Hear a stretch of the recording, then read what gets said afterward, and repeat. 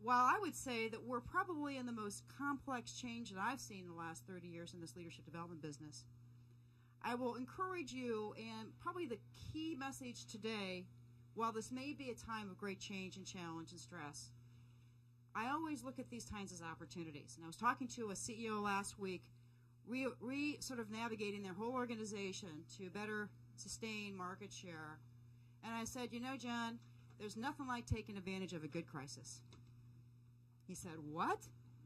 And I'll tell you what I meant by that is that this is one of the few opportunities that we all, no matter where we are in the pockets of our organizations, no matter what we're doing in leadership in our families and our communities, this is the time to step back and start asking a different set of questions.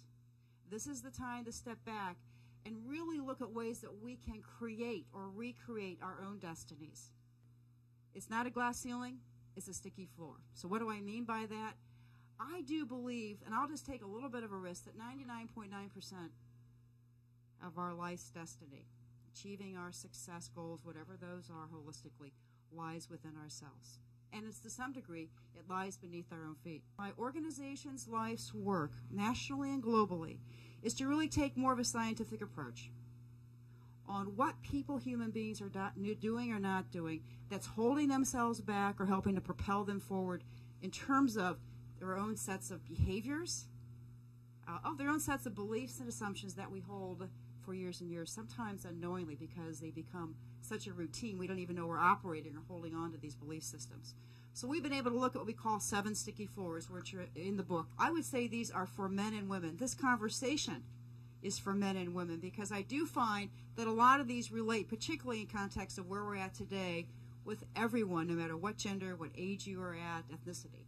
So if you can see, it's managing work-life integration, driving for perfectionism, which means A is best and nothing less. Anybody there? The high achievers? Staying in a place too long, the loyalty factor, or maybe not really looking at how we can reinvent our skills within our own job and even make it more of a value-add job. That's what I really mean by that versus hopping from one job to the next. The one we're going to be focusing on today is building your strategic network, building strategic relationships, what I call your personal board of advisors. And then we carry on for 3 more sticky floors in the book, which is making your words count, capitalizing on organizational savvy, and then asking for what you want. Okay. We do many webinars, workshops on this. Get on our website, www.shambaughleadership.com, and there's more there. There is always going to be barriers. You know, I do think so, no matter if we continue to achieve, but there's always going to be barriers out there. But I think the people that do well with this is an attitude that the barriers are there. They will always be there. But if you think that you can take more control of those barriers, leverage one of these sticky floors, and a lot of times these obstacles seem more like illusions. So I think we have to challenge one's assumptions. Is it really a true barrier, an obstacle, or is it really more of an illusion that I perceived as an obstacle?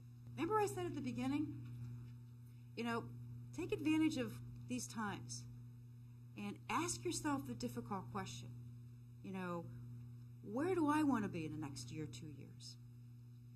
And what's in my way?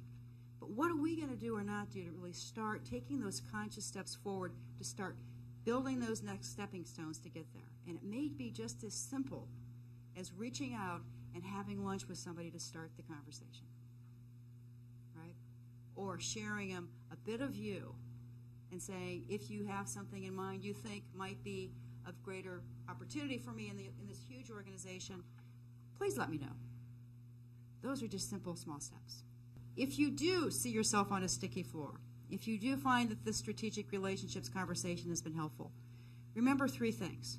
Number 1, having the awareness that you might be looking at this as a potential sticky floor, that you could do something about it. Having the courage then to take small steps to do something about it. And then number 3, really celebrating and having that success, because when you do and you address any of these sticky floors, then you will realize that anything is possible. And it really is, and that's my wish for all of you.